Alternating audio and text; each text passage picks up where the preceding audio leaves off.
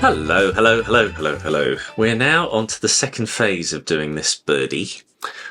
So what I've done is I've tidied up all the bits and pieces. This is a bit of an unusual character in the sense that it's pretty much just one blob with all of its main components all kind of together. So certainly at this stage, it doesn't really make sense to put them into groups. I mean, I could do, but you know, what's the point? They're so interconnected. So I've tidied them up and clarified what each constraint does and how they work. Oh, it's a little bit untidy. Let me just tidy this one up. That's one that got away.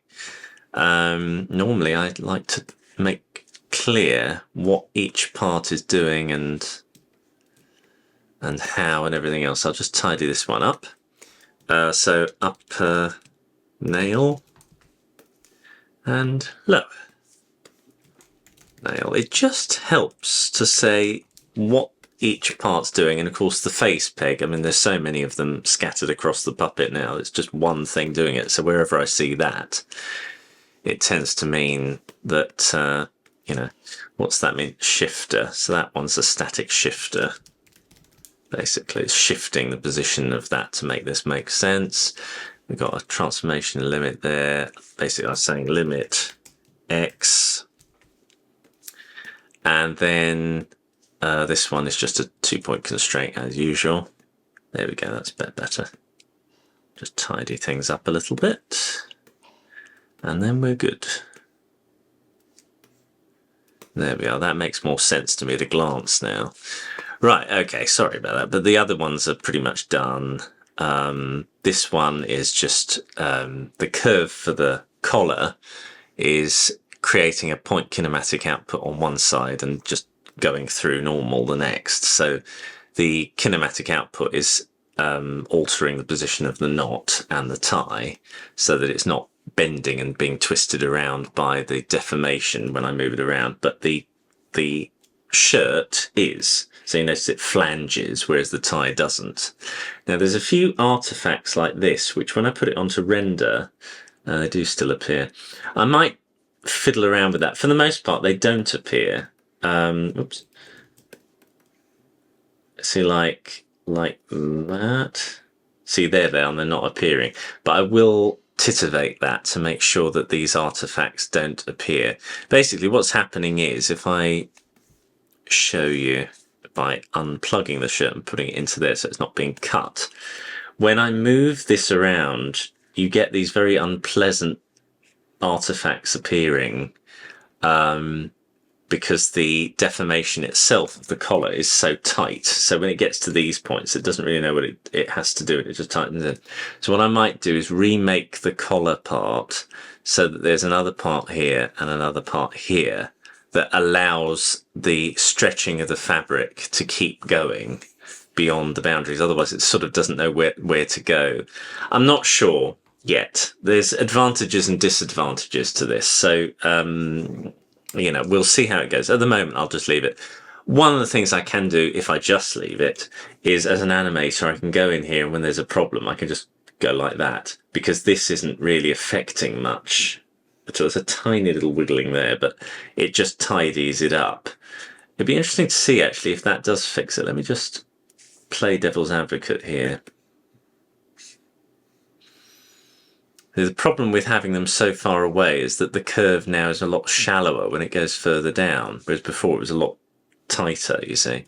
So it's all got its good points and bad points. Or I might do something where the shirt bit itself is the bit that's deformed and then the rest of it is just a block of colour. I'm probably more likely to do that. The only reason we've got any of these artifacts at all is when I added this shade of colour, because all this is now is this shape. And whereas before I just had that, so that was well within the boundaries of the deformation, whereas these bits are pulling it a bit too far. So what I might do, because you don't really need it to be that, is just say, you know, anywhere in this area is darker colour. I'm fairly certain I can figure something out to do that, but you know, we'll see anyway. Yeah, for the most part, it's actually working pretty well. Now, what I've got to do is create a deformation so that allows the body to curve in various ways, and the body parts follow. So by tidying it up, it's actually a lot easier to see which does what job and, you know, how it all go together. So the first thing I need to do before I do anything else is to get things pretty much where they're supposed to be, and then create a deformation using a envelope deformer. And I'm just thinking, is that the right path for this? I would say, yeah. Let's just do it. So small point there, oops, no, large point in the middle, and then small point over here. And that creates a kind of opposite to the collar, you see? So you get that kind of effect. Now the downside, I would like it to do more of that myself, but I'm not sure how to achieve that with something quite like this. It might have to be, let me try something. The tighter you go, the more pronounced the curve will be. So you see that? But the problem is, it's because it's so thick. It's affecting these areas more than that. It's sort of still bulging out. So I'm wondering if the opposite might be true, and I just need to pull them apart. Let me see. Do that, and then just make this wider or smaller in the middle. Let's try it all wide. Okay, so that's a terrible effect. Let me try and make it smaller in the middle. So there and there. Better. Yeah, better. Does that render that ugliness there? It does. Okay, because what's happening is it's tightening in on itself. Now the way we can get round that, I think, is by using a weighted deformation. So we'll put one in there. It's a lot more sympathetic to folds and stuff, and I just put one in like that. So we've still got the original deformation here, but then I've just said I want you to change the way you interpret this as a more of a weighted thing. Now let's see what happens. So we're getting a much subtler bend. Let's see what happens if I pull these in a little bit more. Now, let's see what we get. I think that's as good as we're gonna get, really, for something like this. I'm only asking for a sort of bend, really. I mean, obviously, I'd love that kind of thing, but I don't think we're going to be able to get that. What if I pull these out? Thing is, now, with a weighted deformer, on the plus side, we get a much more a pleasant thing, but on the downside we get it something that's more like a sheet, so lines get thicker and thinner and stuff like that, which they didn't do before. It's very difficult to do these things. What about if I get rid of the weighted?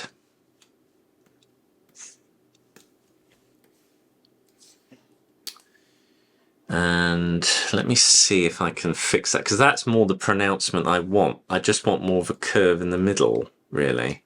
It's on that side. Fold. Auto fold. I think this will only apply to bone deformers. Let's have a look at this, because this is something I want to... No. Root composite. And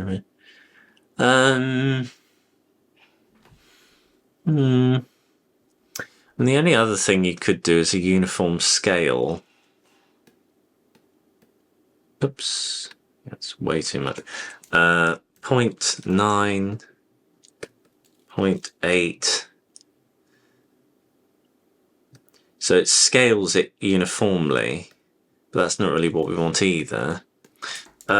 Scale, deformation scale. This is a standard deformation scale, and you can change the thickness and thinness of the scale on either side. Hang on, let me turn it on. So you get this kind of thing. Let me pull it all the oops. Let me pull it all the way up the character, and then let's see what we can get. I mean, whatever you do, the thick and thin of the line is still happening. Let me try another approach to this. Rather than one bone all the way down, let's try an envelope. I don't usually do envelopes, but for thick things like this, it might actually work. I'm going to start from the top. I'm going to make an envelope like this with points like that. I don't want too many points. Now, I have an option of either going like that. But the downside is that the X and Y positions are going to be reversed, I think. So I think what I need to do is go from the top downwards again, like that, and then join them together using, oh, come on. Oh, have I got the wrong thing? No, that is the right thing. What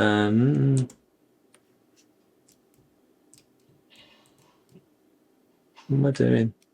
No, there. Oh, why can't I join it together? I don't know whether I can if it's like this. I think you can only join it back to the original origin point. Let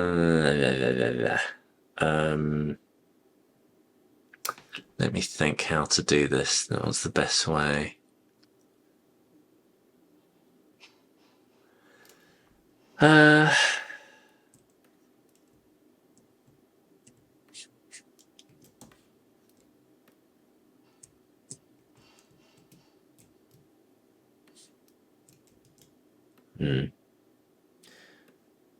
So the downside of that, of course, is that both of these points are now orphaned. They're not sort of creating a complete loop. Not that that might necessarily be a problem. What I'm trying to do, if you're wondering what I'm trying to do, is this. So if I'm able to manipulate both parts like that, then that's all right. You know, it does what I want. I've got that nice pronounced curve, and I can do what I want out of this situation. Let's go with that. Let's see how it works. I can always get rid of it if it doesn't work. Now, let's assume that that's what I want and everything's hunky-dory. Now, the downside, of course, is that in order to manipulate both these points, I've got to select them. I don't think... Now, when you create two curves from an origin like that, an offset, you get this kind of setup. And the 2 points are, I think, yeah, both these. So the only way to manipulate both of them, let me see if this works. Let me see. First of all, let's plug a peg in. And then let's move it around. Okay, so that doesn't do anything. What I want is the X and the Y to move of these two. Now, they are going to have very different X and Y positions. And of course, we're dealing with two of them now, which is extra awkward. It's tricky dealing with deformers sometimes. Let's see.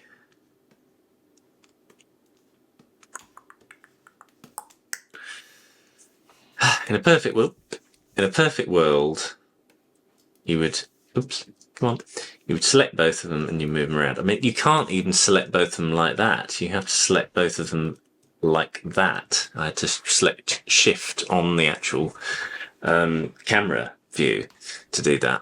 I'm not sure this is going to work. It's annoying because the way curved deformers work is actually more the sort of deformation I want, because the deformation happens on the edge. Whereas if I was to put pegs in here using a freeform deformer or something, it kind of stretches things in in a less helpful manner.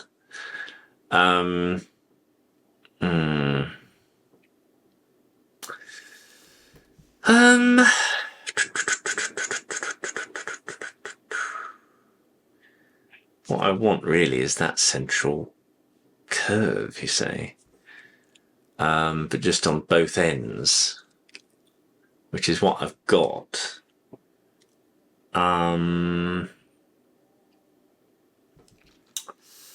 If there's a way to get one exactly doing the same thing as the other one, and it's just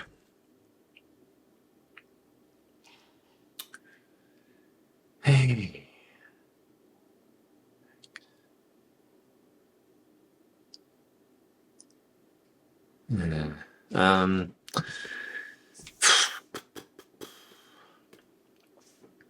Let me just have a look at both their values.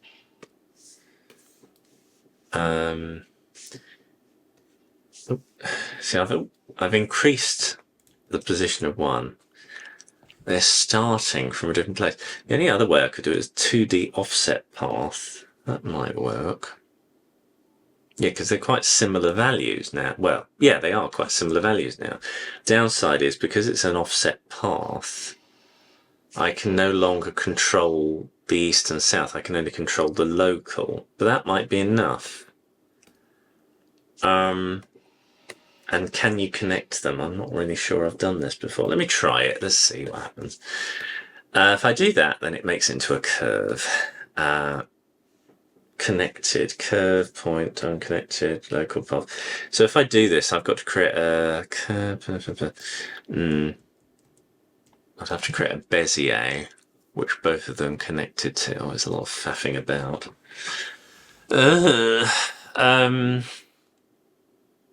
I'm not sure if I have the patience to do this, really. Let's stop and start again.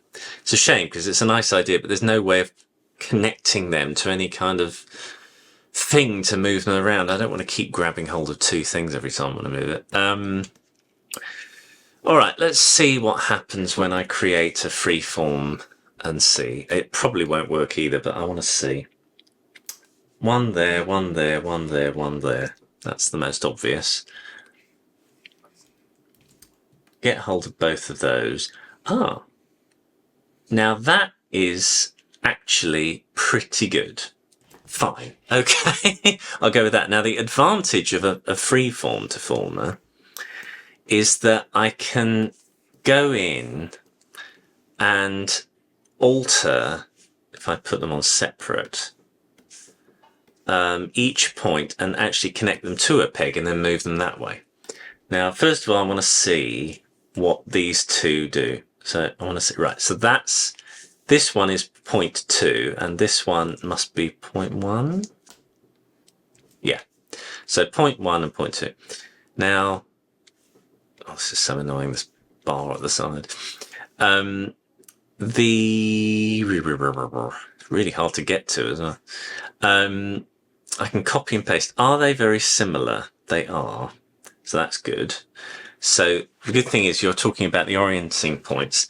Now, is there much of a difference between a freeform deformer and a weighted point deformer? Let's try that.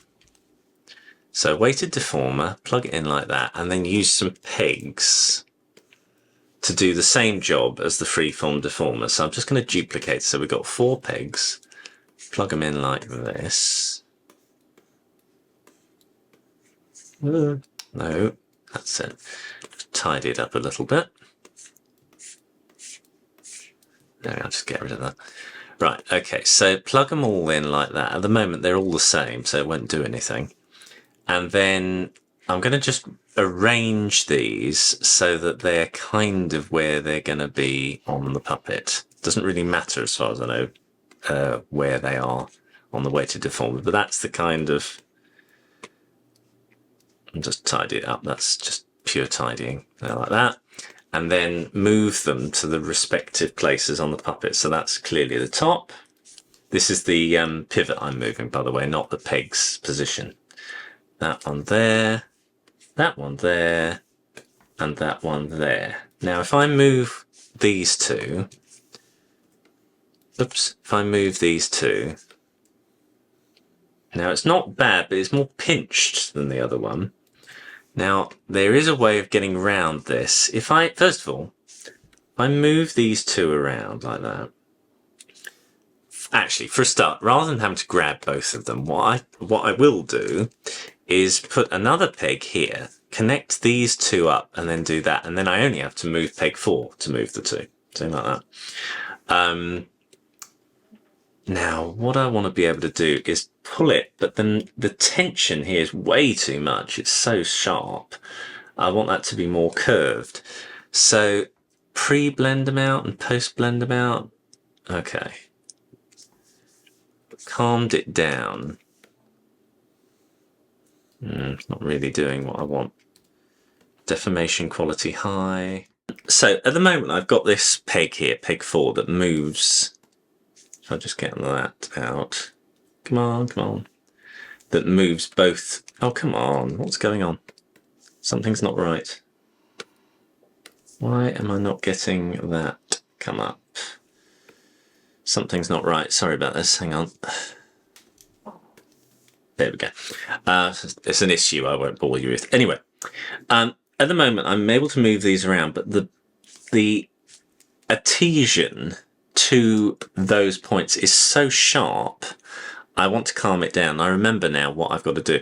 All I've got to do is move pegs 1 and 3, these extreme ones, just in a bit or out a bit, depending on what I want. So if I move them in a bit or out a bit, they'll give a slightly different result, but they will still calm that curve down.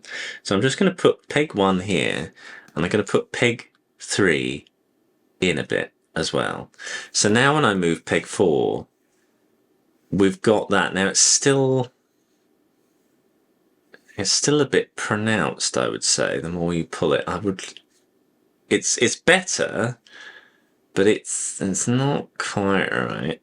I think it's better on that side than it is that side. I wonder if I move it over there, right over. Let's see what happens when I move peg 4. Let's move peg 1 over more like that. So it's a smaller curve. Now we've got sort of fattening happening. Okay. Let me try back to a smaller point there and a smaller point there. And then I think I need another point to pull it out a bit more or something there. So I'm going to duplicate that, put it there, and then put it there. Let's see what happens when I move that one around. Ah, hang on. I've done something not quite right. Sorry, that's the one I wanted. Right, let's do that. Put that there. Oops, not that. There. Now let's see what happens. What if I alter it? So it's rather than 1 point, maybe I need 2 points to sort of span that area more. So it's more rigid like that. That's a bit more soft. So if I have 2 points bridging that gap, and I'll do the same thing on that side. So I'm going to duplicate that, plug them in, oops, plug them in, and move that point. I want to see the others, so I'm just going to turn on that. There we are. Now you can see these at all times. If you select the way to deform and turn on show controls, you can see all the points. Anyway, I'm going to move that down so it's more level with the opposite side, and then move that so that's more level. And then we've got that softer curve. And then if I move that, we've now got that, which is much more what we're after, I feel. I'm wondering as well if the top also needs that. Not so much the bottom, but the top. Let's try that. The top at the moment is there. If I duplicate that, plug that in. I'll tidy all this up in a minute. and move one over there and move the other one over there. And then if I move the middle one around, we now get a softer approach, which is actually quite nice. So it doesn't just do that, it also curves around. Now, because of that, that lends itself very well to this kind of contrivance, doesn't it? Where when you turn the body, you actually got more of a bend there. So I have a feeling that this number 4 peg should be then moved by the face peg. Let's just try that, in which case I won't need to connect everything up to it because it'll automatically move to the right places. Right, here's the peg I want. If I put it there, it's almost right. Obviously we've got double deformers happening at some weird juncture. What about if I do no.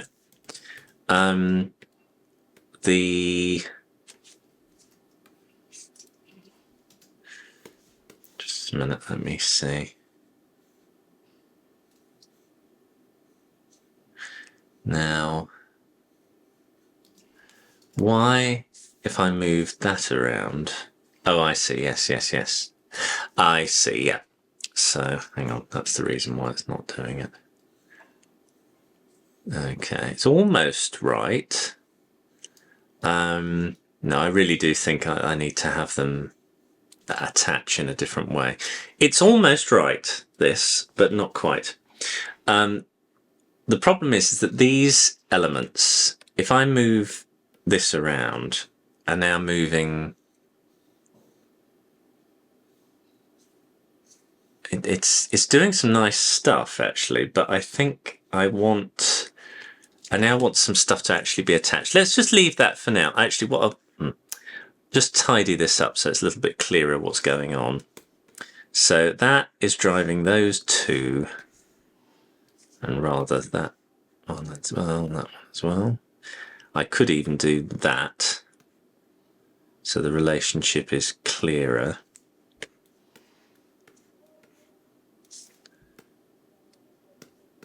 No, that's not the right way around. That's not the right way around either. It's a real mess. Hang on. That one should go right. That one should go over there. That one should go over there. That one like that. That one is attached to that one. There we go. And then these two like that, and then that one at the bottom. Okay. Like that. Ooh. Like that. That goes like that. Again, it doesn't really matter how they join up when it gets to this part. There we go. So that's sort of made some sort of sense. I don't need to label these things, and unless I need to later, I shan't. But yeah, there we go. Okay, that kind of makes some sort of sense. I'm going to leave that. Right, deformation body. Now, what I want is for things to be attached to this deformation. So the first thing, I think they all have to have their own little specifics. So I'm going to tackle the face first. Now, the face is going to be tricky because it's sort of connected to two different points. Some of it is connected to the body, and some of it is connected to the body constraint. Now, my theory is that anything that's connected to the body constraint should be able to do that. So let's see what happens. Not really making an awful lot of a difference, actually. What? Beep, beep, beep. All right, let's try that.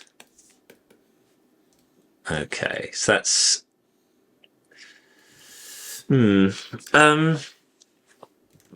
Either way, it doesn't really seem to look very different. So let's try. Excuse me. Bless you. Bless me. Let's put a point kinematic in here. And let's attach it. Actually, what I'm going to do before I do any of this, because this could get messy, I'm just going to save this as 2, version 2. There we go. So now I've got that just in case. This is this point where it splinters off in a different direction. I'm going to go here, and then I'm going to go here. And then I'm going to say to this,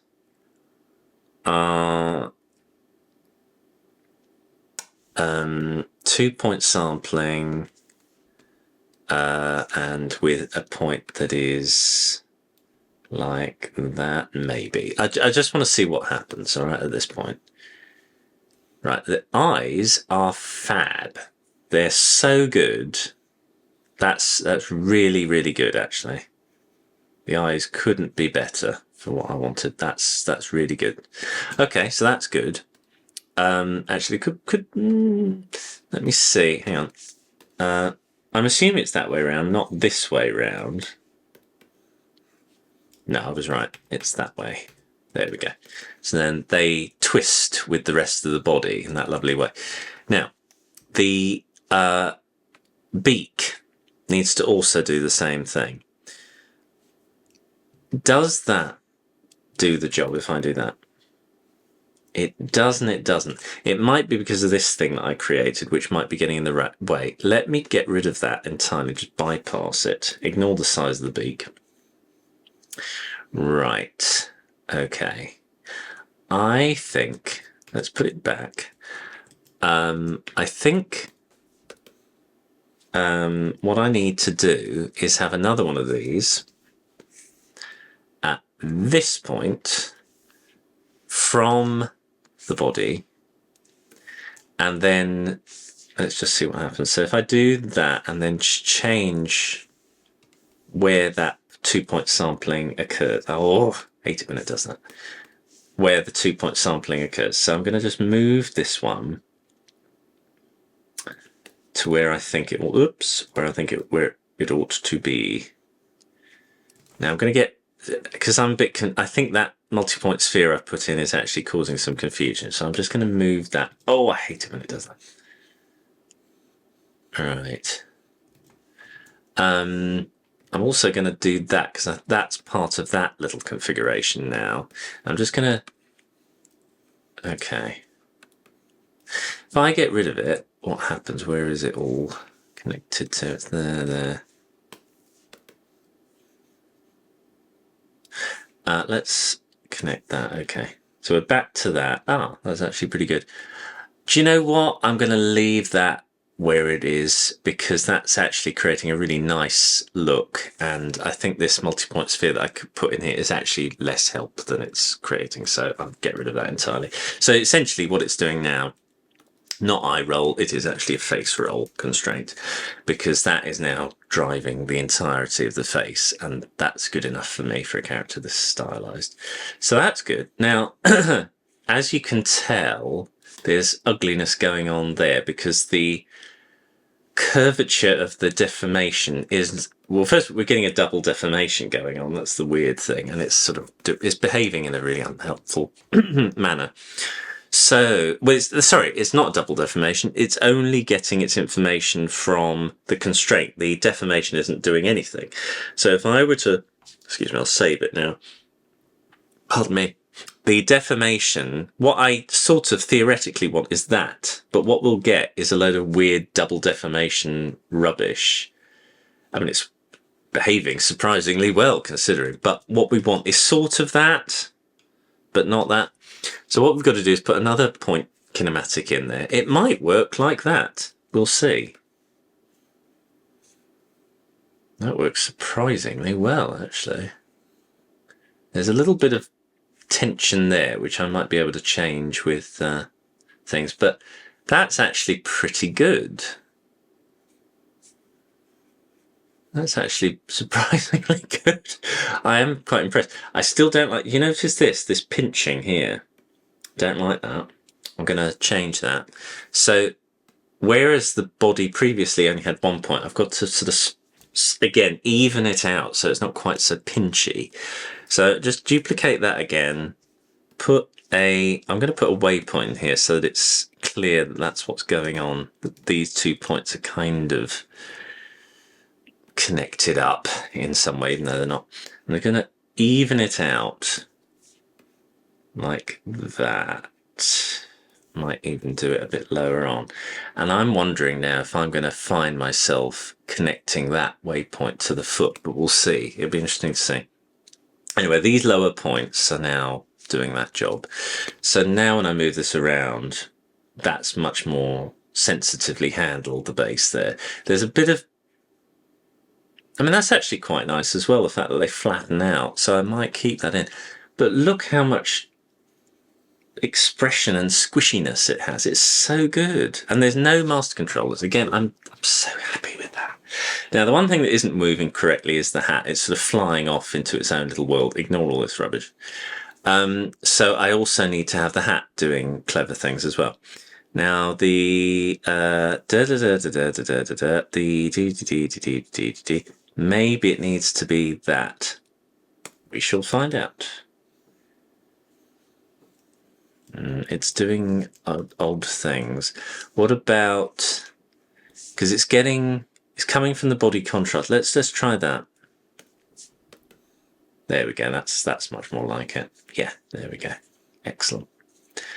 That is so good. It's solved all the problems. It's even coming up and down. Ah, that's so nice. Look at that. And it's much smoother. You notice the frame rate of this is much smoother than when we did the first deformation. It was just along the middle. This is easier to operate. We're only requiring one shape to do all of this movement. And the only thing I've now got to fix is those ugly artifacts and possibly linking this point to that foot. I have a funny feeling that's going to actually be quite a useful thing to do. What I might do is if I copy this peg and put it there and get rid of that, we're now able to move this point around. Okay, we're not. It's because it's not correctly linked together. What we need to do is, for this to be linkable, is I need to at least go bink bonk, and then that way the X and the Y positions of this point, which is that point on the puppet, can now be cloned and linked to the foot. So I'm going to copy that and paste it there. And now when I move this around, we get this. Gosh, that works well. Just a little bit of extra attachment, you know? That is surprisingly good. What I might do, because I don't always want it attached, but that sense of it being attached, that's really nice. Gosh, that's nice. So what I'll do is I'll call this A lower nail. Actually, is it a no, P, because it's not a constraint. It is just a that, and call that B lower. P. I mean, I could do the same thing with the wings, but it's not quite the same relationship. And again, do that with the lower P, B, P1. And then with the 2 feet that I eventually create. Now, what I might do as well is have that so that I can also move the foot around independently if I want to. But that is a lower P clone. Like that. So now I understand the relationship that is a clonable value that's also altering that around. And then that, if I want to, can just move the foot independently. Some people who rig love to animate, love to go through the hierarchy using keys and stuff like that. I really don't like that. I'll put a little handle on the foot or something so that I can get to this more easily. But yeah, that works really well, my word. Okay. Gosh, that's nice. Look how expressive he is. Okay. So the last thing I need to sort out is that ugliness, which I might as well try to do. Let's see. So where are we? The shirt. There we are. Now the first thing I need to do is to get rid of this. So we're now back to the same thing. So we don't really have that problem anymore. There's a tiny little bit of ugliness there. What's that? Is that the shirt? I don't think it is. I think it's the collar. Yeah, it's the collar. So the collar needs to be adjusted in some way because it just is too much for it. You know, if you go there, it just loops on itself a bit too much. It just pulls over that little bit. That's too much. So let's put you back to where you're supposed to be. And you can notice that was further over than that one, so that'll help a lot. So if we go into the deformation collar and make some adjustments to the strength of that part, I can pull it over that side, pull it over that side, and then that should help it. There we go. That's a bit better. You're still getting that curve, but that's actually a lot more pleasant. Technically, this should sweep that way as well. I wonder if I can solve both problems with the shirt by doing this a slightly different way. We've got point values here, which could probably also be applied to this shirt, because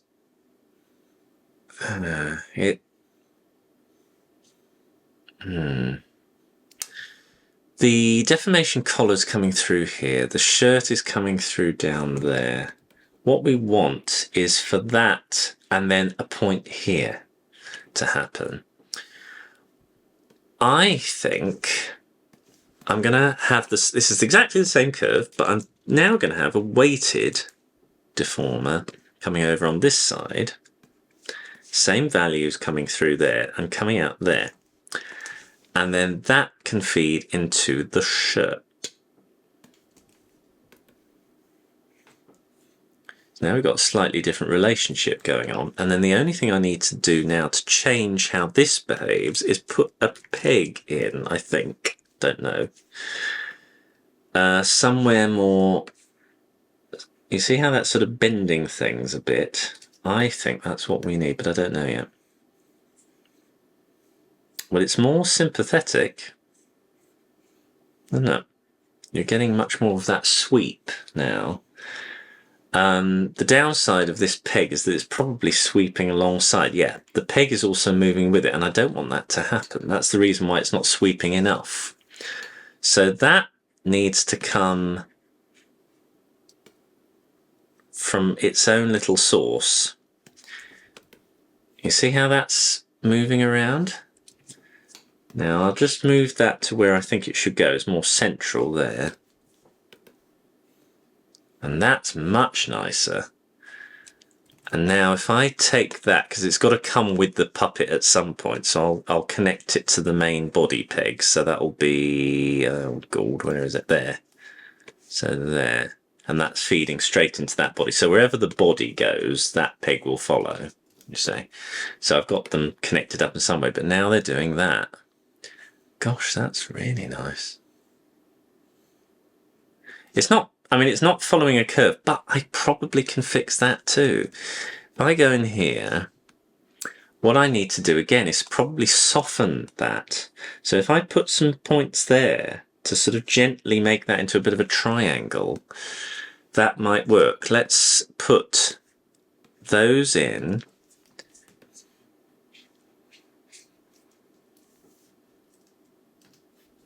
We'll see if it works. If not, we'll try something else.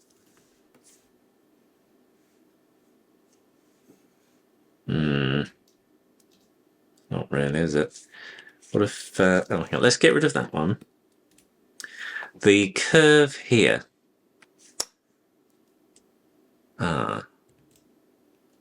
Curve here. Curve here. No. Curve here. No. Curve. Middle of the curve. Let's just see what happens when I move it around. That's more curvy. The middle curve is this middle point, you see. And I want one that's slightly further down from that, but I don't know whether that works.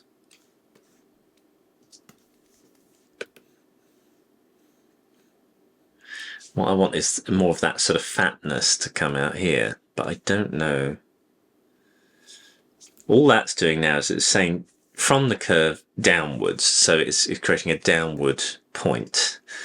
So it's sort of going straight down. What I want is for this one to stay where it is, and for this one to see it's not doing anything. Yeah.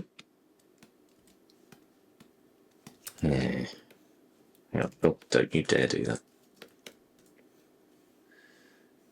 The problem is it's between this one and this one, creating this weighted curve.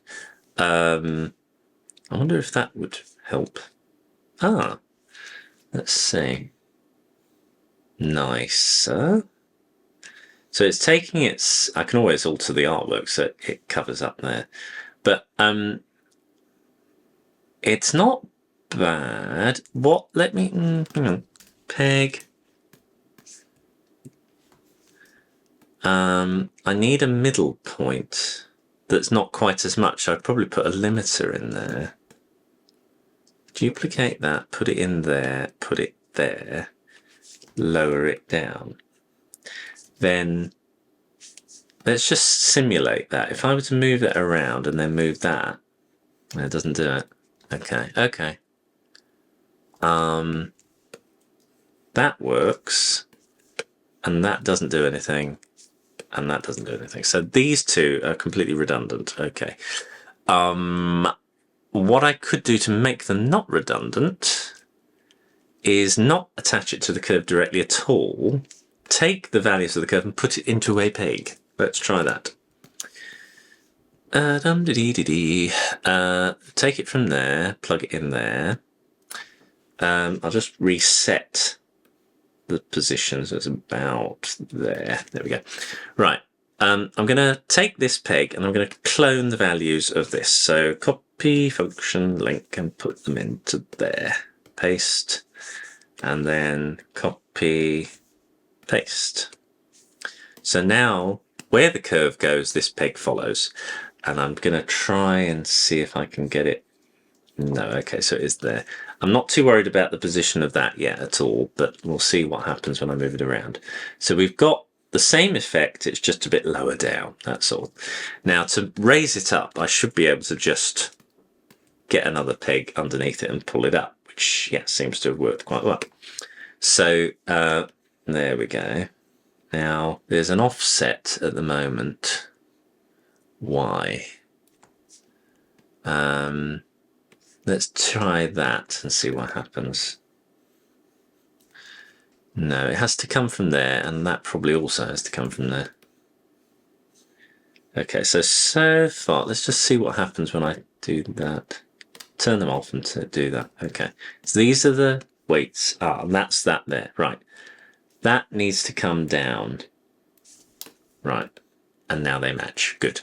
Okay, that's the problem. The pivot position of that wasn't in the right place. So good. Now what I need to have happen is this for a start, so that we're now getting that, and now I need a depth of that curve, because at the moment it's a bit too tight, and also there's a delay now. If I do that, no, okay, if I do that, we now get a downward position pretty much at all times, but I want that, so it's from the central point. But now oh God, what's going on here? Oh, I hadn't even noticed that. Let me rewind a bit. There we go. Right, okay, so we're back to something sensible. Right. This part, I don't think that'll make any difference, but I'll put it there anyway. This is the point that it comes from, and then this is the point that it's going to. And if we move it around, we're getting something that's not bad, but we need a middle part to sort of fatten it. So we go down from there, create a duplicate, and I think it needs to do that and go down and fatten. Now let's see what happens here. Not bad, could be better. Oh, what's going on? I hate it when it does all accidental things like that. Right, now the problem is with this now is that it's pinching too much in one direction. Let's try that. Okay.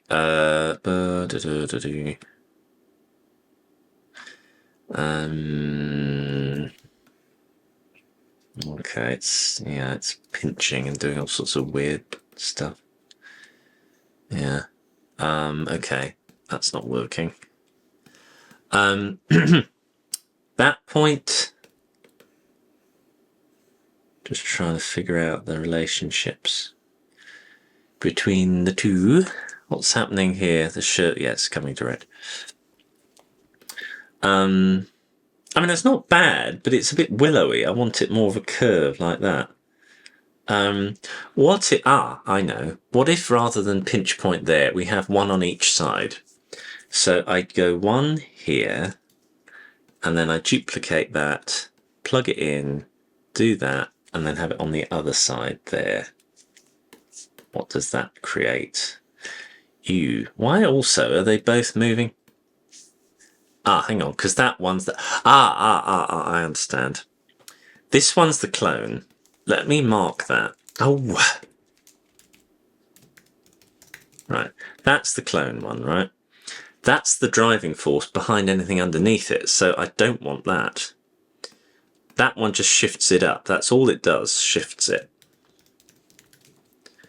So what I want now is for this one to drive two others. So put the peg back to where it's supposed to be, and then put two others on in the correct places underneath that.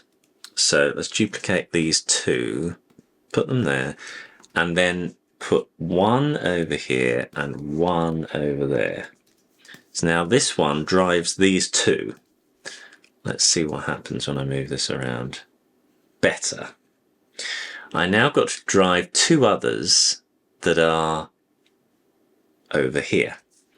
So let's put another couple in, duplicate those.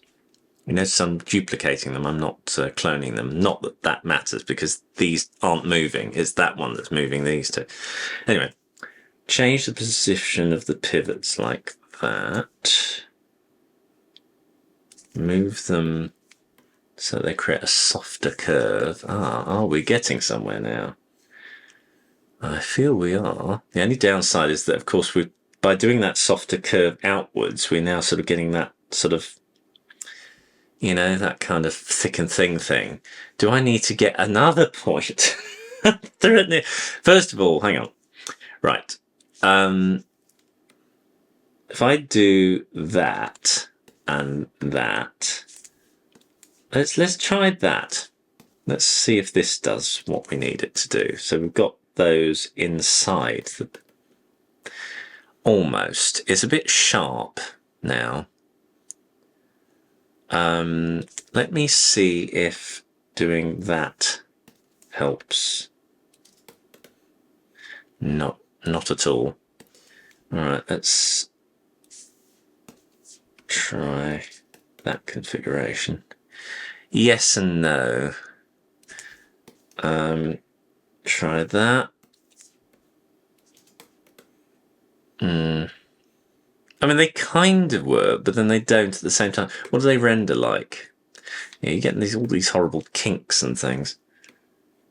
I think they do have to come outwards. It's the only way this seems to work. Oh, only on one side. Ugh. Hang on. That's because of that, isn't it?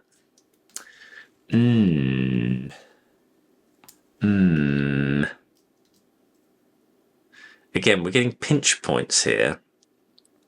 Let me duplicate it so we've got two rather than a central one, because we're having the same problem like we had with the body. If I have one out here and one out here, that's a little bit more how it ought to be. I can always make some adjustments to this later, and the reason it's all asymmetrical, there, there, there, there. Not great.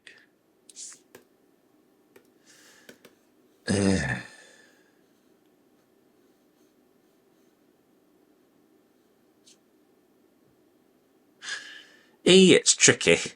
Let's try that. So the problem is as well, we need that curve to be more even. Do I have to create yet another one? I feel I may do. So again, down, down, in.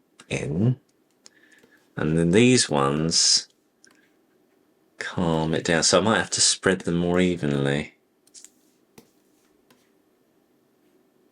Yeah.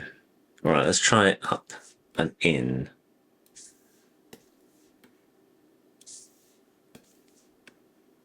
That might be right. It's funny, isn't it? It works very well on one side, like that, although the ink is starting to run, but not so good on the other side. It's like it's being pinched in the wrong area. That doesn't matter. This one does.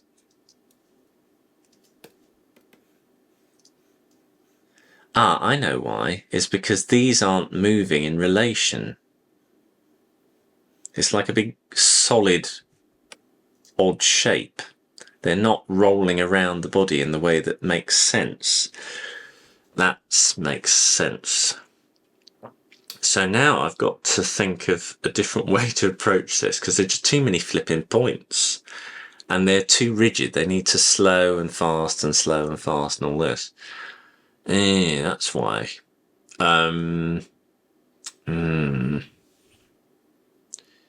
Hence, a curve that bends with it would make more sense. Oh, damn it. How am I going to do this? All right, this won't work because these are just, essentially, it's a rigid rectangle again, and I need them to curve around. So get rid of all of these. Go away, you. And you can, these might work. Well, let's try it.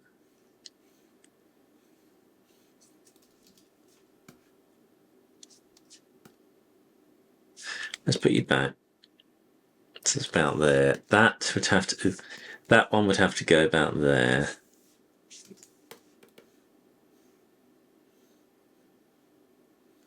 So they're not moving correctly with that either, are they now? If I get rid of that, does it? Let's just see. It sort of does.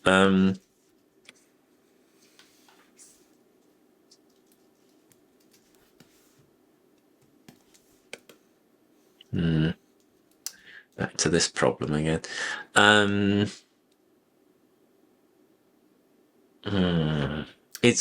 I can do a sort of parallelogram, you know, like that. 1 point there, 1 point there, 1 point there, 1 point there. But I can't do a curve like what I'm getting with the rest of it, you see. Because of where the stuff is coming from. The deformation body, you see, needs to sort of drive that. To drive the deformation collar. Maybe that's what I need it to do more. I hadn't thought of that. Let me get rid of this. I don't think it's working. This side. Okay, so there's something coming into that that's no longer needed. Yeah, so we're back to normals. Now, what if I did that? Gosh, that's more what we want. So all I need to do is move the shirt up. That's closer, but not quite right.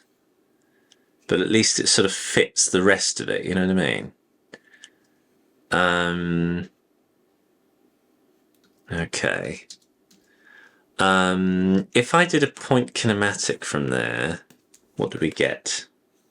Not at all right. So it has to be the deformation. The shirt needs to be down, I think, and then moved up. Let's see what that does. Okay. I think... I think... Oh, no. Deformation body, why is it not doing it? Why is it not doing it in the way I think it should? Because the collar is getting this point kinematic, pulling it around more. And what I want is actually an element of that, but not all of it. I do want quite a lot of deformation coming through the shirt.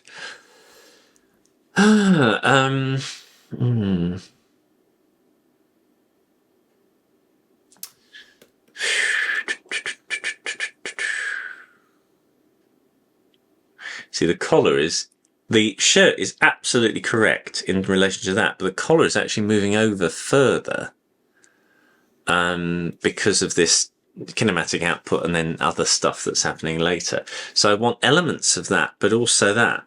I want my cake and eat it, basically, and I'm not getting it. Now, the only thing I can do is roll this shirt. Ah, that's what I need to move it in. Well, let's try X and Y, and then if not, then certainly just X, I think. I'm going to put that there, and let's see how that... that almost fixes it. So let's get that shirt up. Yeah, it's not quite right. Okay, what's wrong here? It's almost correct. All right, let's get rid of Y in this equation. So we've now only got X being cloned. Gosh, that's almost right. Now the problem is as well is that it's happening. Okay, so that's not fixing it. That's also not fixing it. Let's put it back to where it's supposed to go. Right. This is not. Oh, this isn't over enough.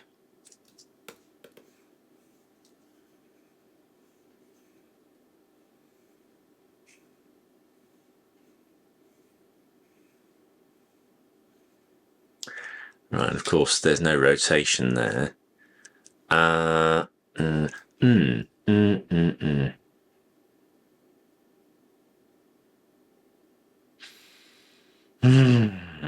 Very tricky. It's almost there. It's like, I know and yet I don't know what I'm doing. Let's try that.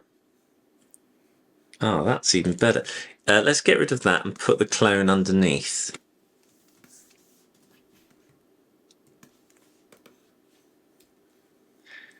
Right, the reason why it's moving so much in Y is because we're getting double Y.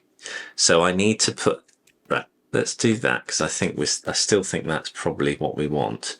What I want is X seems to be fine. X actually works for us, maybe a little bit less, but I need to limit this.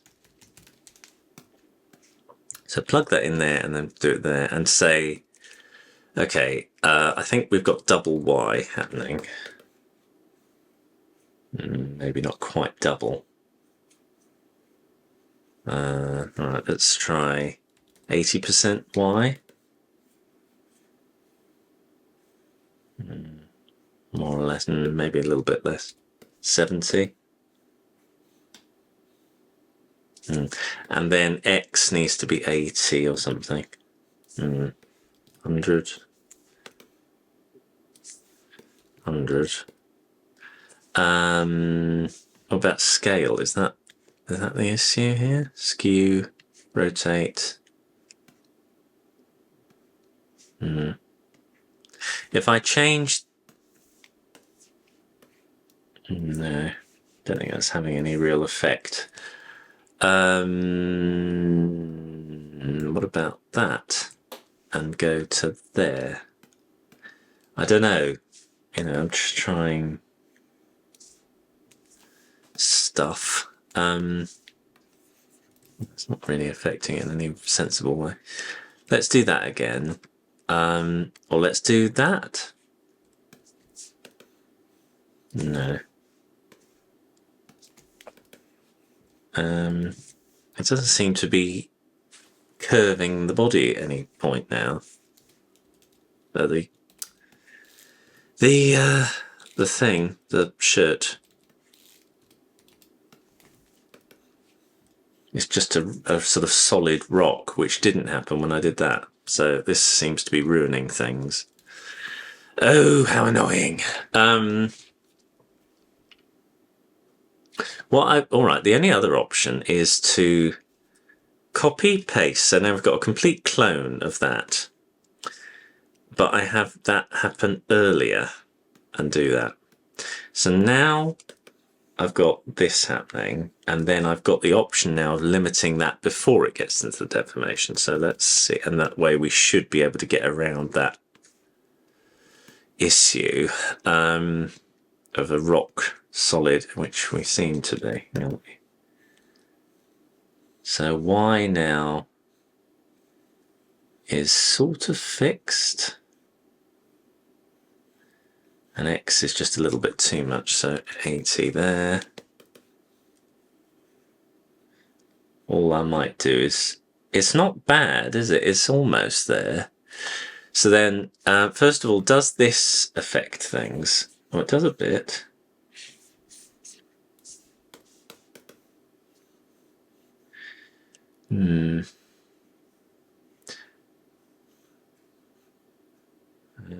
Okay. I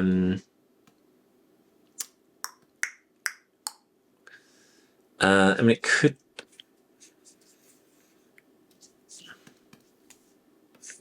Oh.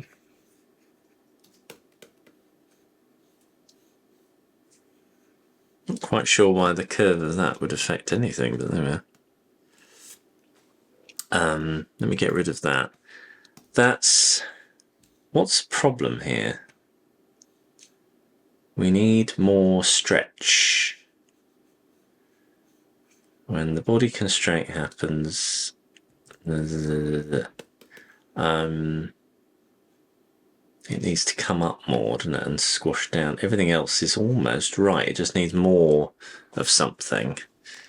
More. Oh, well, in this case, it needs more of this, doesn't it? Yeah. So if I put that in there like I did before, that's the reason why I'm now getting... The Y is correct. The X is correct and the Y isn't. So now if I... That's right. So if I put the limit on and I say I don't want any Y, but I want plenty of X, then we're almost there. I now want to say I want a bit of Y. Oops, come on. Oh, I hate it when it does weird stuff. What's happened now? That's too much Y going on. So if I say no Y, it does that. Okay. Problem is, of course, now it's not going up enough with the collar. So it's sort of like it needs that. Oh, sodding thing. Oh, it's so annoying when it does things like this.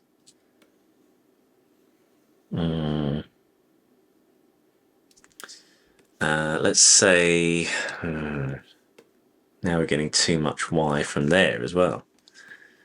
In which case maybe I need to do that. Almost. Gosh, it's so close now. So it's now got too much X. Too much X. But everything else is fine.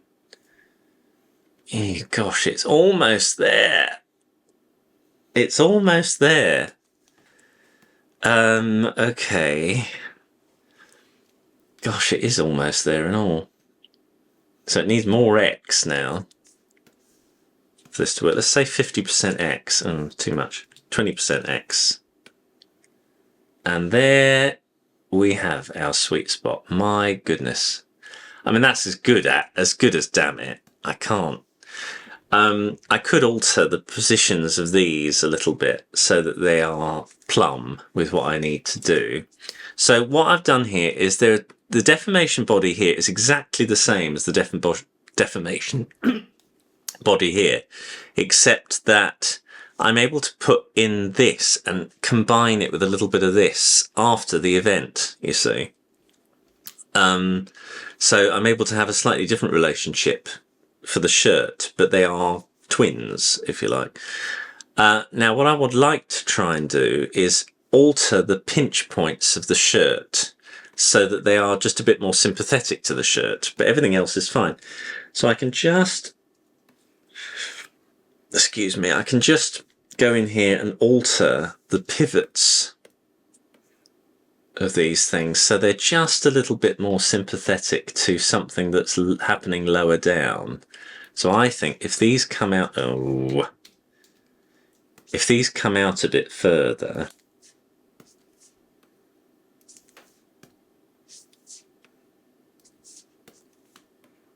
then that curve is shallower. Gosh, that's nice. Now the only bit that's not right is that it sort of goes wiggle there. So these have to come down more. Probably further over as well. There. And now we've got something that's not quite as nice. If they're tighter,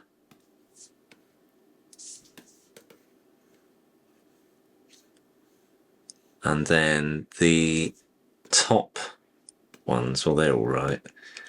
That I think is okay, but these need to come out more. Hang on, I can tell if I do that. Right, okay.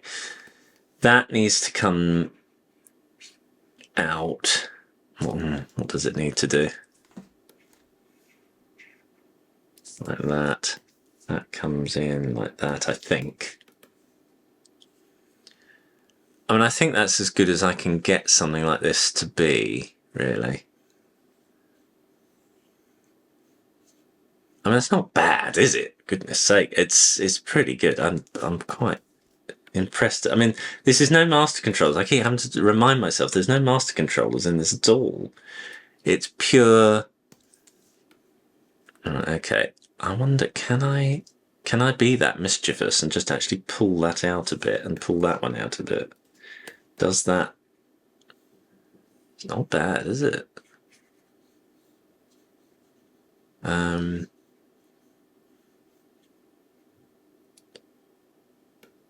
a slightly curved. That's interesting. I think that's sort of done a bit of that. I don't know why. There we are. Yeah, that is. It's amazing. Does that work? It works with both. Because they are clones, it still works. This waddly idea still works. My word. That is... I'm so pleased with how that's gone.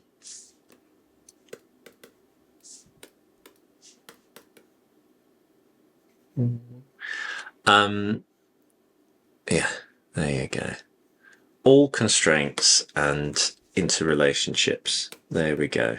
And you can still, move things around, put a little deformer on there perhaps later. But the fact that I can do that. Now, the only other thing I wouldn't mind doing is if you wanted to look up, say, I'd have to manipulate these 2 points, I think. Actually, what am I trying to do here? If I've got the body constraint, it's the upper nail, is that right? Yes. So I'm going to just put a few other bits and pieces. Now, is it the upper nail I want to alter? Or is it the deformation body?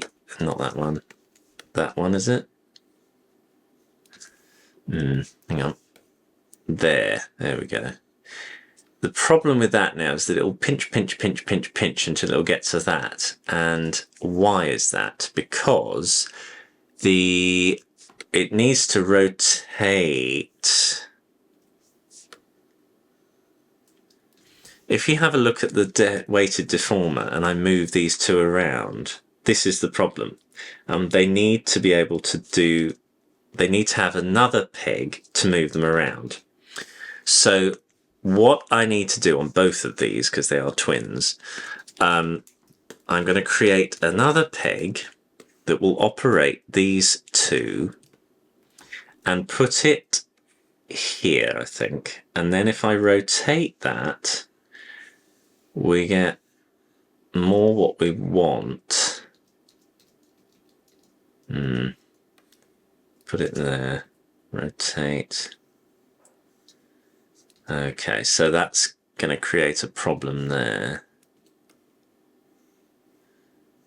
Yeah, it's nice and not nice.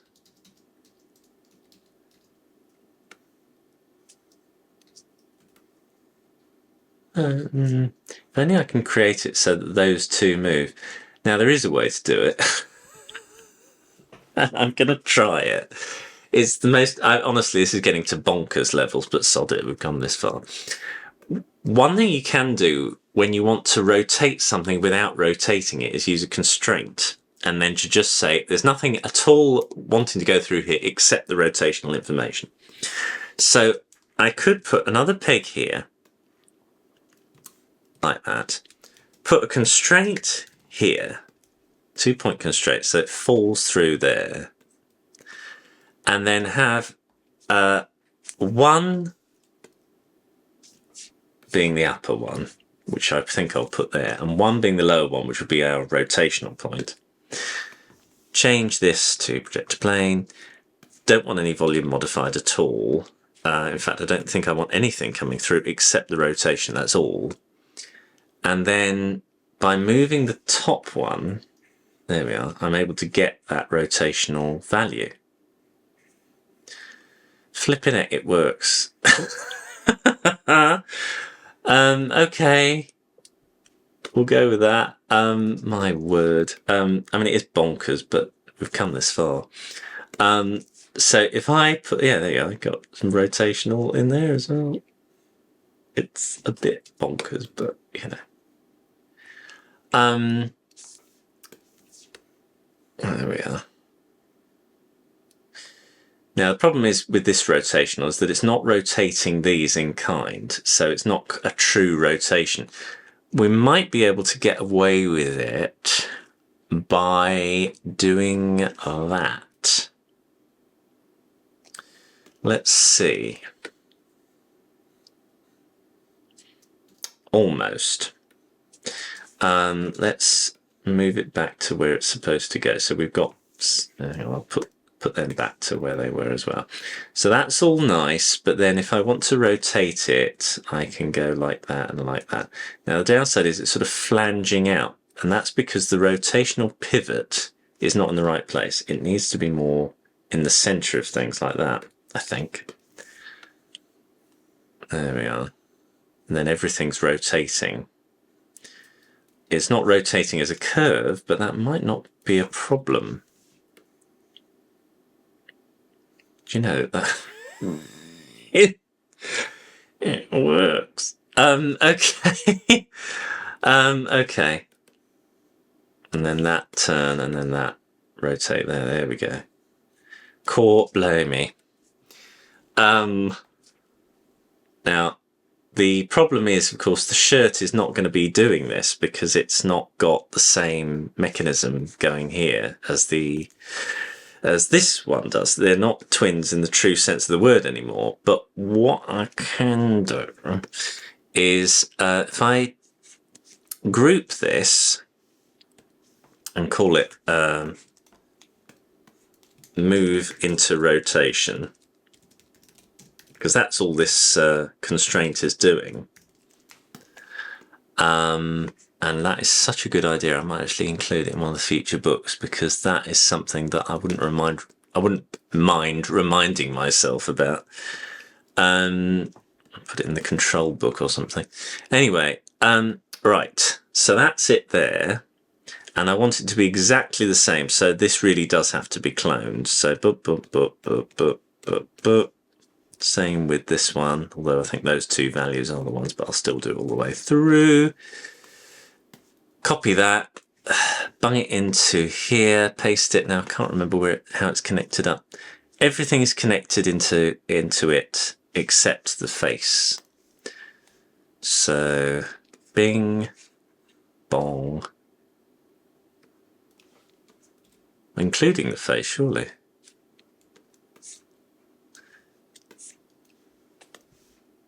Yeah, for exception of the A lower. That's the one that's not. So, like that. There we go. So now, so he can rotate his body reasonably well. That, I'm not keen on that happening, but let me just get that. So that's the upper one. That's the bit that causes the rotation of the body happening. Why is this happening? Let's put it back to how it was. Okay. What's this one? This is in the deformation body. Okay. I've put that there for some reason, and I don't want that there. I want it there. Okay, so it's rolling around a bit.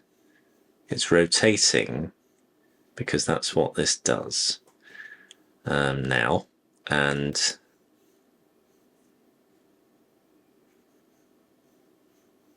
okay, and then that can do a bit of that, which is nice. And then we can also roll that around. Now, the advantage of this over a master controller is that you can add movements a lot more. Now, I don't like, you see what's happening with the shirt there? I think I made a boo-boo when I actually included this. It didn't seem to have a problem with not having it, and now it does. If I get rid of this, we're actually getting a better movement out of the whole thing. So I don't know why it's doing this, but if it works, fine. Okay, it works. Good, I don't care. Fine, it works. Let me just, I always like to check the rendering, and it is able to render it, though it took a while. Okay, not surprised with all that stuff going on. But it's very smooth. I mean, look at that. So what I need to do is put a, first of all, tidy that up. I don't need that anymore. And I'm going to put oh dear, I'm going to put a, what am I going to do? Oh, what am I doing? Oh, that's right. It's that one. I'm going to, excuse me, I'm going to create another one of these OGL controller. This so good. I'm so glad about these included with Harmony now. They're very, very new. Pop that in there like that. And then what I'll do is I'll connect it up to that, but I'll say to it, I want you to move. Come on, over here. Something I select. So, well, I have two options. I can either do it this way. Let's see how this works. So it's this peg. Oh, I've got to call it something first. So head rotation nail. There we go. And I'll call this one head pivot nail. There we go. Right. So the head rotation now, I'll say use selected node. So that way it doesn't actually have to be directly connected up to it. And then the dot, where is it? It is that, is it? Okay, I'm going to put it there, make it a bit bigger, and actually make it a triangle so we can see the rotation and make it a preserve proportions. There we are. Now, oops. There we are. Now, the only problem is, of course, it's not moving with the rest of the puppet, so we're not getting a clear idea of where things are going to go. There's also a bit of pinching there, which I've just noticed, which I'll have to adjust, but you know, for now. And that up and down is not, I don't want up and down, I just want left to right. So that's the first thing. So I don't want up and down, I just want left to right. So I will, on the up and down, I will make it into an expression of 0. Any of the zeros will do. And now I won't be able to move it around. Oops. Other than left and right. See, can't do it. That'll do. But it's still pulling it up and down, so it's sort of actually more helpful to have the up and down. Okay, back we go. Undo, undo, undo, undo, undo, undo, undo, undo, undo, undo it. There we go. So now, even by having the up and down, I can actually correct that. Because I thought that was the issue, but it isn't. What the issue is that the, you know, okay, all right, let's do it this way. Let's have an offshoot come out of it all the way out on this side. Again, I'll tidy up later and have it go to that directly. I might actually... No, I don't like that. It's very untidy. Clone it. Copy. Come out here. Paste. That should now move with it. There we are. That's it. So we've got our moving thing. So now we've just got these tight points here that need to be addressed. I mean, look, if he's doing that and then turning his body, you're going to get some kind of sweep anyway. You know, there's a certain amount of play that the animator will have to get what they want.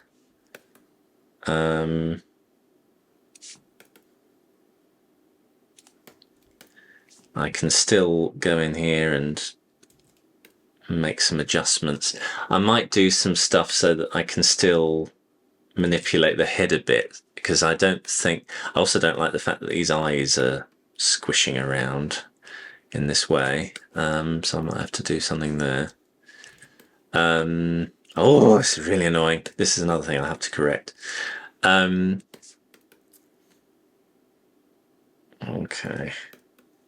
In fact, that is so annoying. This is something that I've got to address. For any time you have this problem where the bounding box is just wrong, you have to create an element. You have to hit return to do this. If you create an element using the node library, it doesn't work properly here. If I drag that in, it just doesn't work properly. It has to be return. It creates a slightly different kind of element. Anyway, element is just a drawing, basically. Drawing layer.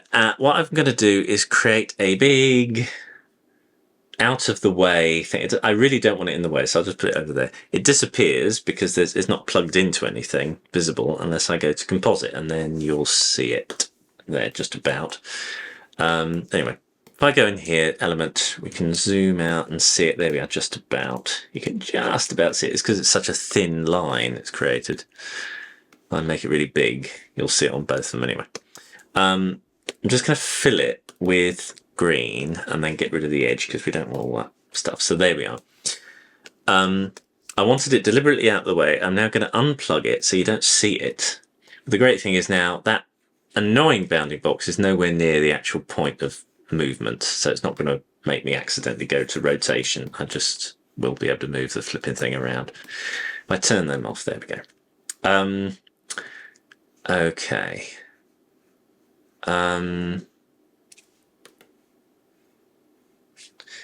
Same with this bounding box. I might do the same sort of thing here, because at the moment that's really annoying. I don't know. I mean, it's not too bad. Now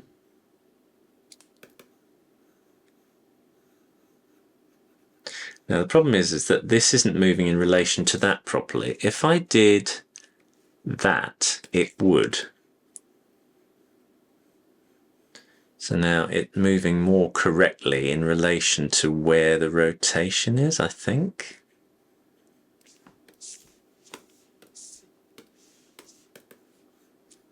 Makes more sense, yeah. And then if I move it over,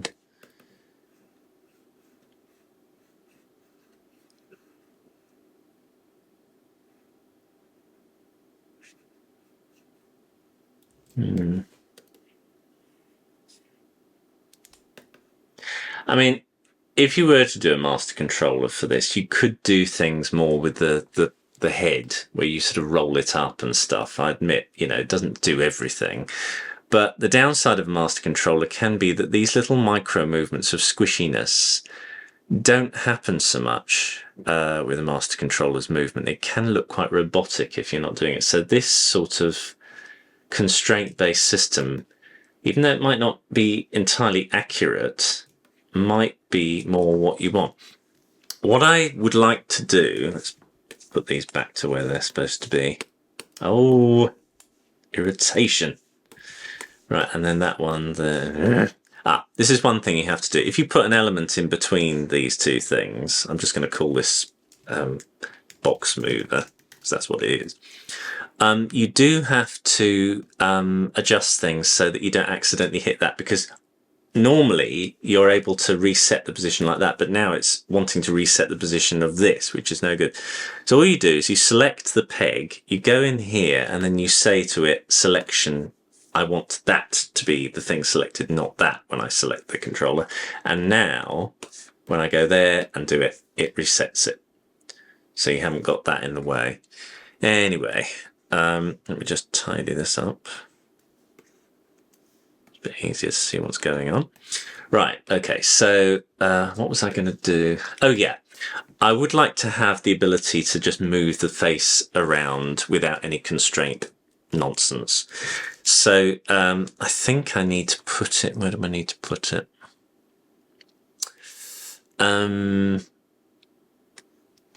At the moment, the beak and the eyes are all coming out of here. If I were to do that, doesn't do anything. If I had to do that, it's as good as it can be. Oh, hang on, then what about that? There we go. I'm wondering if that would actually be better off doing it there, because then you've got that curve. Might do that. Put it back to where it was, and let's just move it into a really weird position. Because as a rigger, you do have to play devil's advocate every step of the way. That's not bad. And then squishing. Now, squishing doesn't work. So if I put the peg there, it's not able to. Oh, it's not able to. Why don't you undo it? There we go. It's not able to squish, which, you know, for the kind of job that this is doing, you really do need to be able to do that.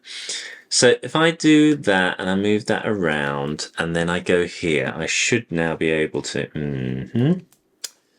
Okay. I think it's because of that. If I do that.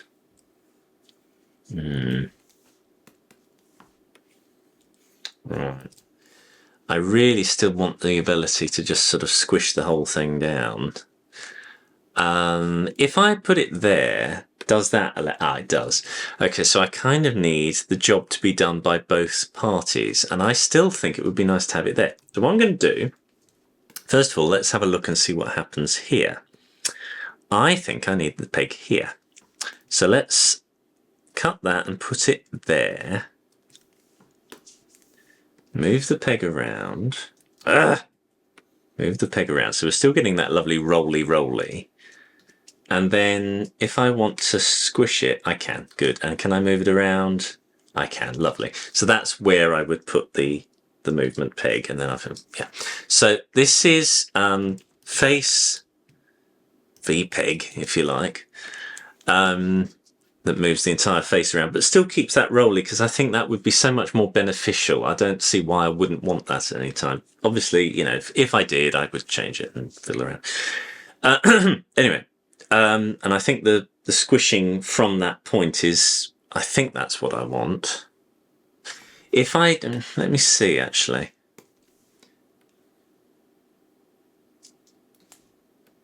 Maybe I want it from here. Do you know what? I think that's more what I want, from up, because that's the only point that I'm going to go up from, isn't it? I think that's more what I want. So yeah, so that's the V point, V peg. That's all good. Scale, rotation, everything, yeah. And then I'm just going to do another one of these. So copy it, paste it here. Think I want it there. And then another one of these, just duplicated it there, pop it on there. And I don't know where or what, go away, all this.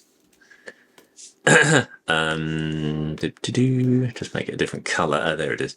Right, set up, let's just pop it somewhere there, like make it a different color. Donut will do. And now I can move that head around. There we are, and still do a bit of that.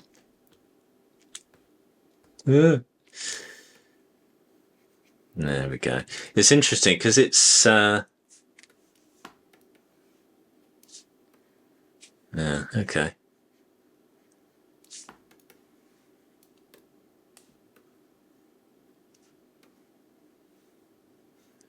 So I can do, just to give myself that extra ability to manipulate. I wonder if I can shear it as well. I can. Ooh, look at that. I can shear things and do clever things like that just to get a bit of extra curvature. Now, the one thing I probably don't want to happen is the beak. I need to have its own peg. I'm sorry, but I do. So I'm just going to add its own little ability to move. Otherwise, I'll be really stuck. And put it there. So now I can do that if I want to. Or actually, I'll put it. Probably. It's very tricky to know where to put it. There.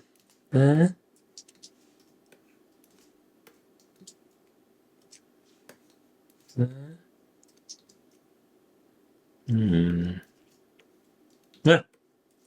Oh, blinking egg, that'll do. Right. What I think I do want is for this one to not. Let me see. See, all the face, the entirety of the face moves everything around, blah, blah. Do I want it that far down? Cut, paste.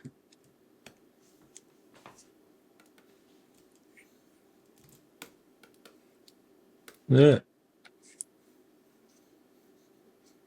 I can still move it around. I can still squish it. Oh, maybe I want it further down. The advantage of having it further down in this case is that I can say to the squishiness of this, which I shall reset by doing that, to not squish the beak. I want everything else, but I don't want the beak to be squished. So again, another limit here. And what I might do actually is put that in here, and then it's neater. And have one that comes out with a limit, and that's the one that will go into the beak, and say, I do not want you to be squished. So scale 0, 0. In fact, I might want a little bit of squishing. So I'd say, because I want the squishing to happen on a Y basis, say about 20% squishing. And now if I squish this, the beak doesn't squish. So it just rolls up, because I think it is really the eyes that are going to be dictating where the... I do like that, but I'm not sure I'm not sure I want it quite so much.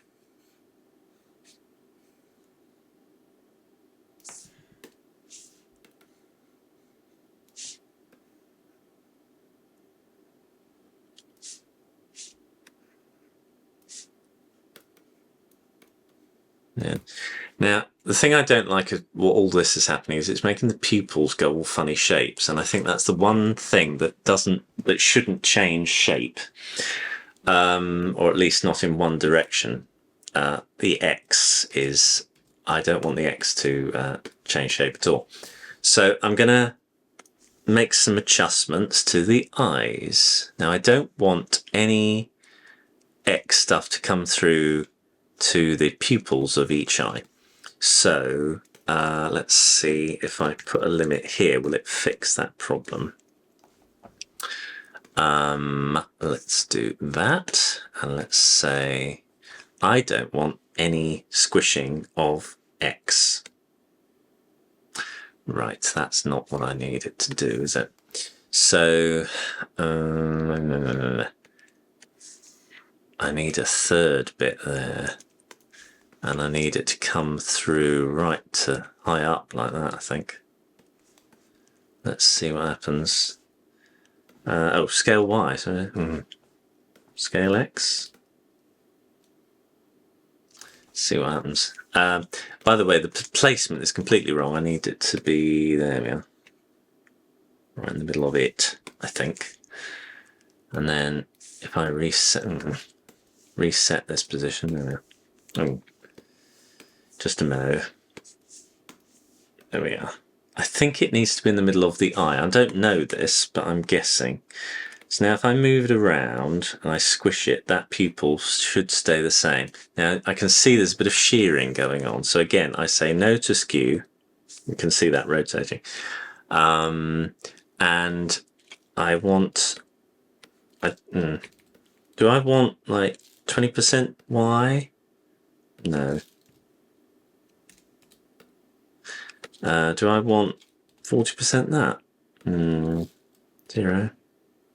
I think I want that. I don't know.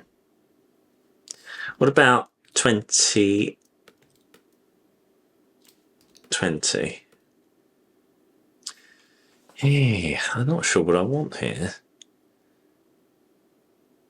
If I say 100 and 100, we get that. So 0 there, 100. That's not really doing anything, but that is what I want. Is for them to be even, but get smaller, not get wider. Hey, there we are. Uniform scale. Turn that on there. There we go. That's what I wanted. I think. Right. Yes, 100%. So therefore, both of them will be 100%. There we are.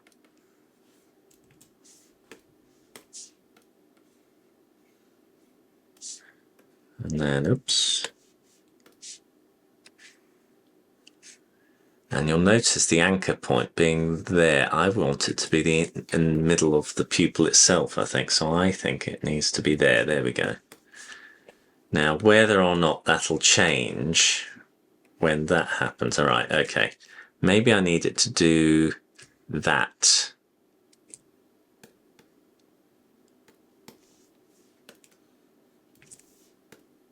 Pupil. Ooh, right, why is that happening?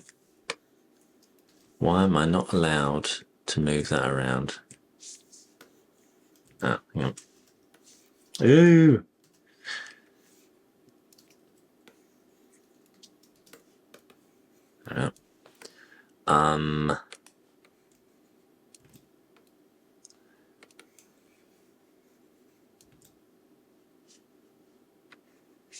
Yeah, I think that's what I want.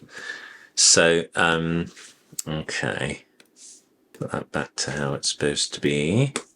Put that how it's supposed to be. And then we should have something that makes more sense.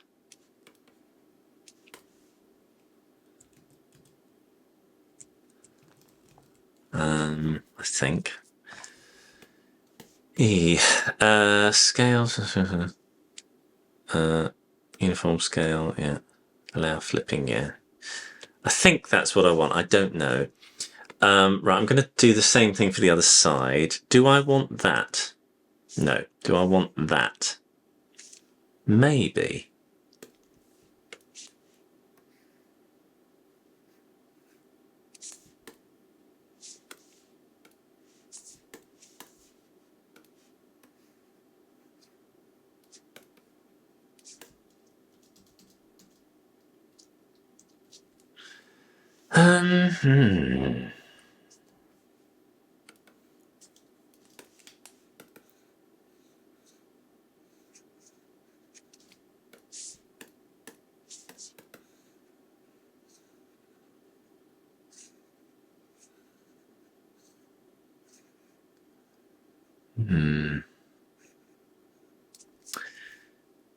I'll do that.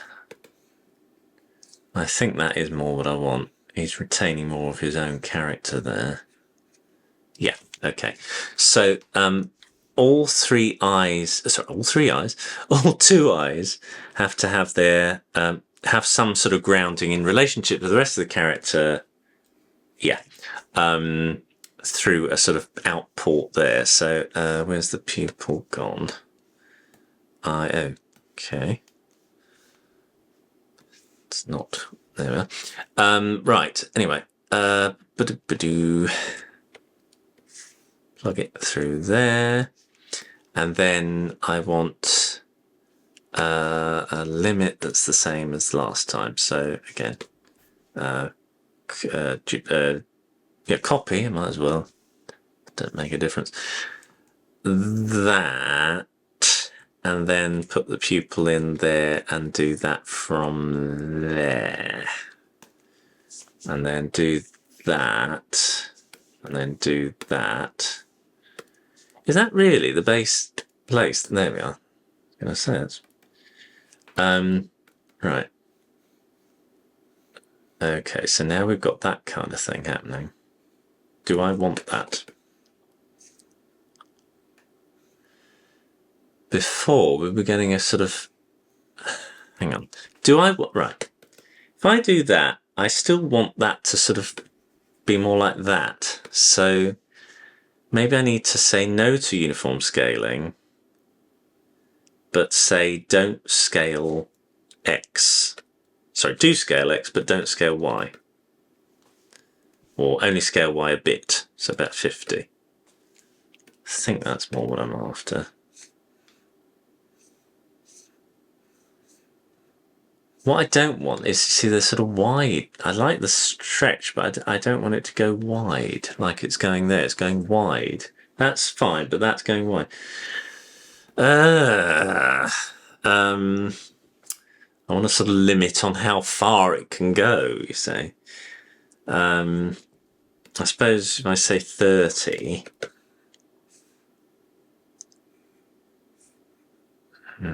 dear. Well, hang on though, 50. 200? Oh dear. If I say 0, then we get a really wide pupil. So, oh my word. No.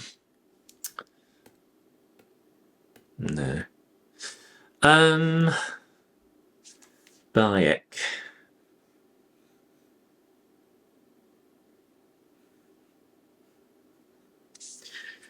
If I do that, I mean, it's actually nicer.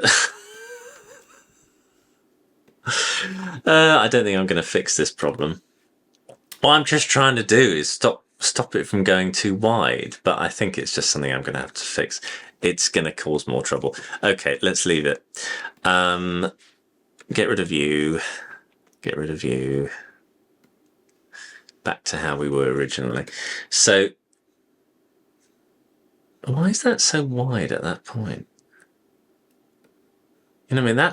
This is the thing I'm trying to get away from, and it's seems to be a constant issue, you know. Oh, hang on. I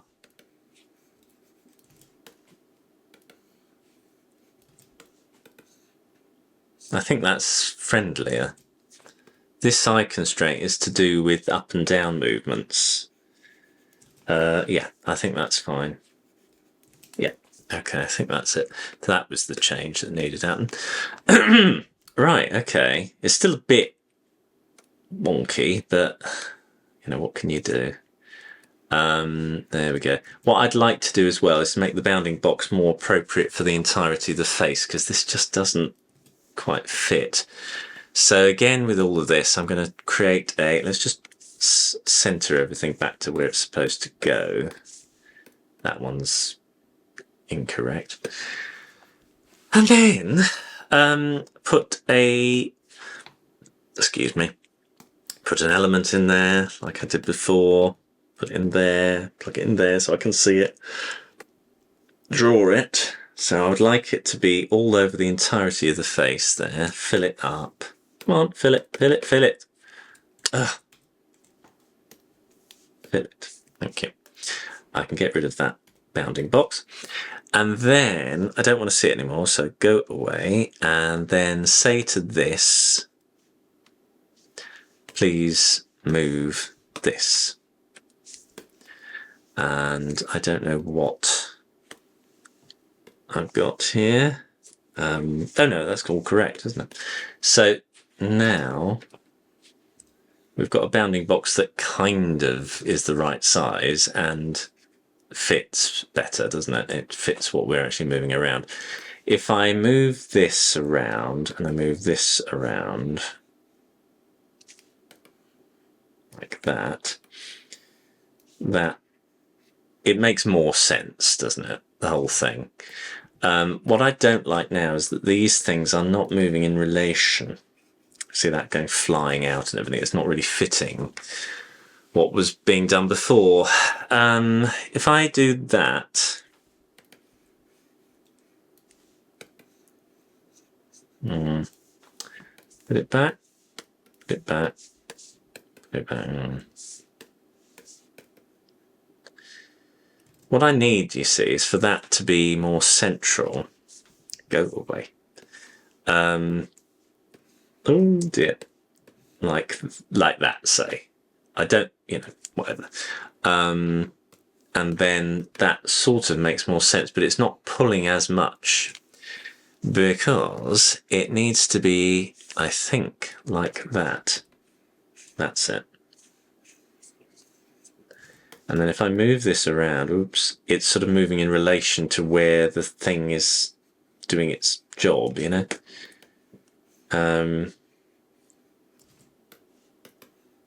Now I need to alter this so it's not a constant size, but it preserves its proportions. But I do need to be a bit bigger, so I'll change to 2, but I'll also change to a donut so I can get hold of things underneath. There we are. There we are, like that. Move that around like that. Move the foot if I want to. Yeah, I think that works quite well.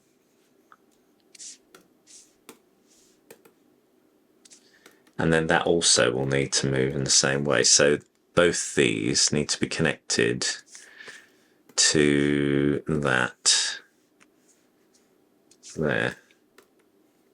Not you, there, like that. So now that will move in relation to everything.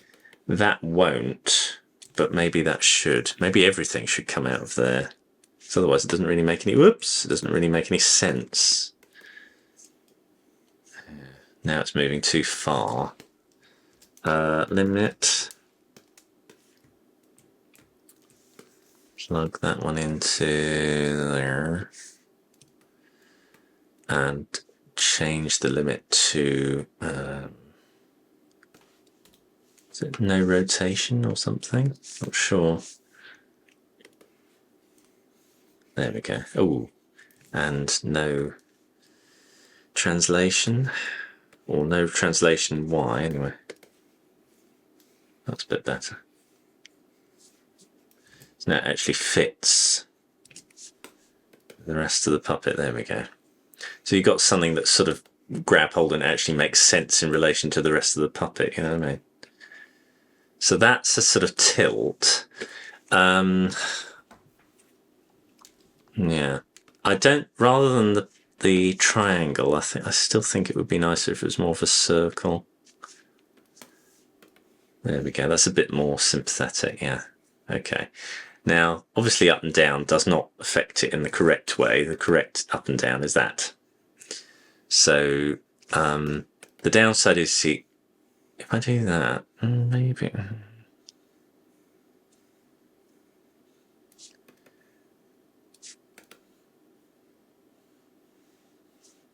Oh, do I really want, hang on. Let's get rid of that as a thing. Oh, it's up and down still.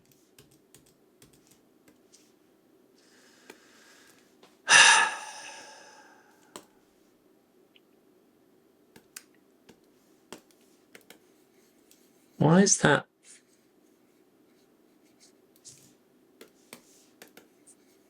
What the? What there? I think it's, yeah, it's doing, yeah. Oh, hang on.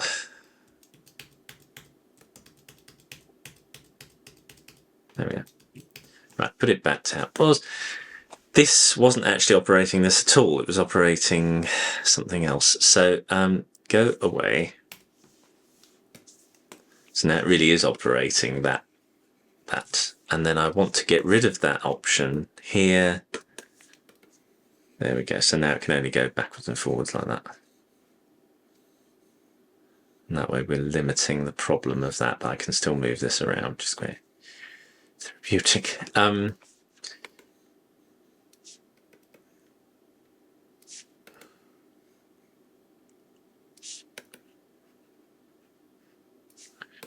There we go. Move that around if I want. Move that around if I want to. Yeah, I still want that downward movement, don't I? Or do I?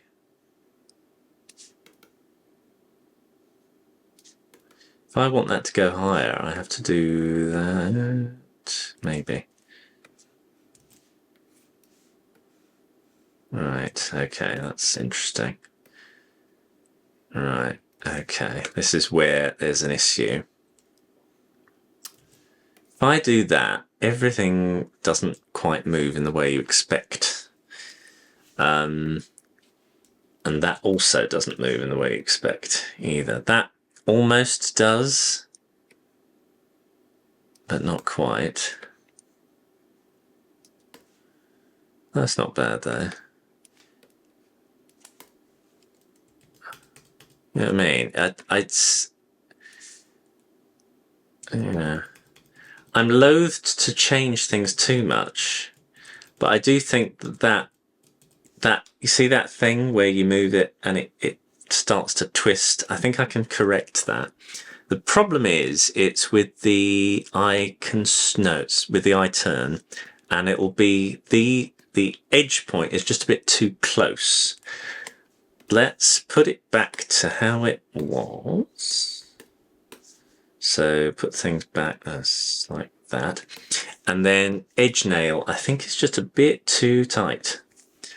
Now let's try it. Ignore the part coming out there.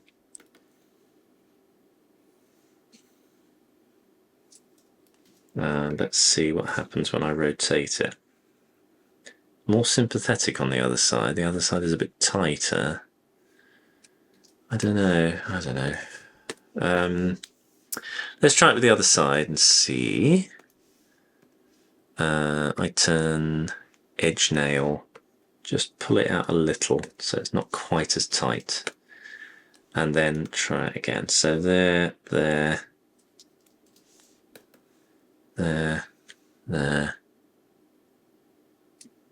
If I'd move the edge nail in, what do we get? Oops, on the other side. We get that. Now I think it needs to be higher up. I think that's what we need, maybe. So that it sort of rolls. I don't know, for every change you make, one changes it for the better and the other one, no.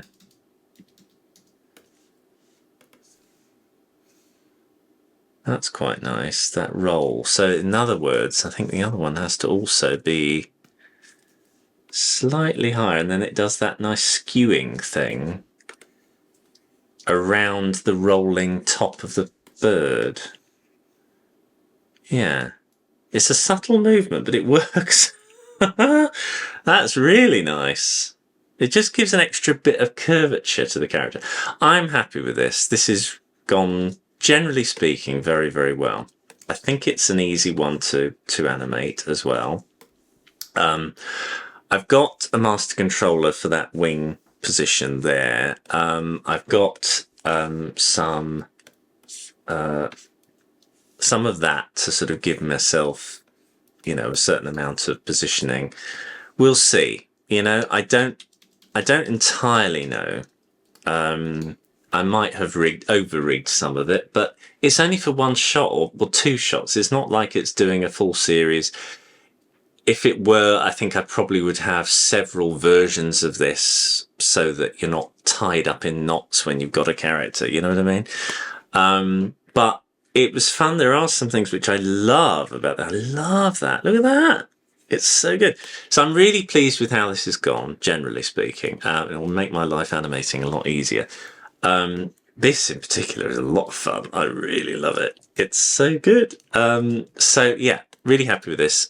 Thanks. I hope you've enjoyed this perambulation.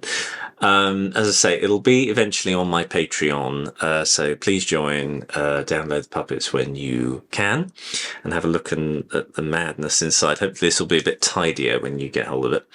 And hopefully the animation that it produces should be quite nice. So yes, hope to see you again soon. Bye-bye.